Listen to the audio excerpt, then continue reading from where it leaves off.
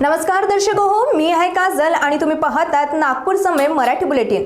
आजच्या या विशेष अंकात आपण घेऊन येणार आहोत देश विदेशातील, राज्यातील आणि आपल्या परिसरातील सर्वात महत्त्वाच्या घडामोडींचा आढावा।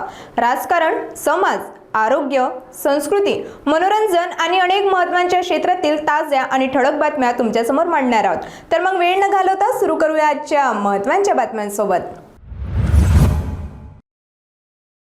नागपूरच्या सकरदरा परिसरात लग्नाचे आमिष दाखवून तरुणीवर अत्याचार केल्याचा प्रकार समोर आला आहे। पीडितेच्या तक्रारीनंतर पोलिसांनी आरोपी विरुद्ध पोक्सोसह विविध कलमांखाली गुन्हा दाखल करून त्याला अटक केली आहे। आरोपी हा मोठा तासबाग परिसरातील असून मोबाईल रिपेअरिंगचे काम करतो। 2018 मध्ये त्याने व्हॉट्सअपवरून तरुणीशी संपर्क साधला होता। सुरुवातीला तिने नकार दिला, मात्र नंतर दोघांमध्ये संवाद सुरू झाला। आरोप आहे की लग्नाचे खोटे आश्वासन देत आरोपीने अनेकदा शारीरिक संबंध ठेवले आणि नंतर लग्नास नकार देत धमकी दिली। त्यानंतर पीडितेने पोलीस ठाण्यात तक्रार दाखल केली असून पुढील तपास सुरू आहे।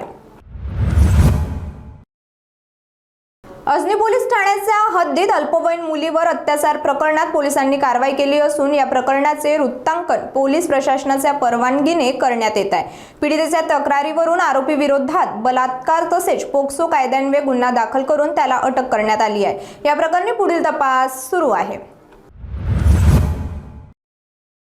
नागपूरमध्ये भारतीय जनता युवा मोर्चाच्या कार्यकर्त्यांनी राष्ट्रसंत तुकडोजी महाराज नागपूर विद्यापीठाच्या कथित ढिलाई आणि निष्काळजी प्रशासनाविरोधात जोरदार आंदोलन केले। कार्यकर्त्यांनी परिसरात कुंड्या तोडल्या तसेच विद्यापीठ प्रमुख मनाली क्षीरसागर यांच्या नावाची नेमप्लेटही फोडली। आंदोलनादरम्यान त्यांनी त्यांच्या कक्षात घुसण्याचा प्रयत्न केला, मात्र सुरक्षा रक्षकांनी त्यांना रोखले। विद्यापीठ प्रमुख त्यावेळी उपस्थित नव्हत्या। भाजयुमोने परीक्षांतील गोंधळ आणि निकालाच्या विलंबामुळे विद्यार्थ्यांचे भविष्य धोक्यात आल्याचा आरोप केला। या आंदोलनामुळे परिसरात तणावाचे वातावरण निर्माण झाले। आजच्या नागपूर समय बुलेटिन मध्ये इतकंच। आम्ही तुमच्या समोर आणत राहू ताज्या, महत्त्वाच्या आणि ठळक घडामोडी। बातम्या आवडल्या असतील तर नक्कीच तुमच्या मित्रमंडळींसोबत शेअर करा आणि हो, पुढच्या अंकासाठी आमच्या सोबत राहा। त्यानंतर सुरक्षित राहा, जागरूक राहा आणि आपल्या नागपूरवर गर्व करा।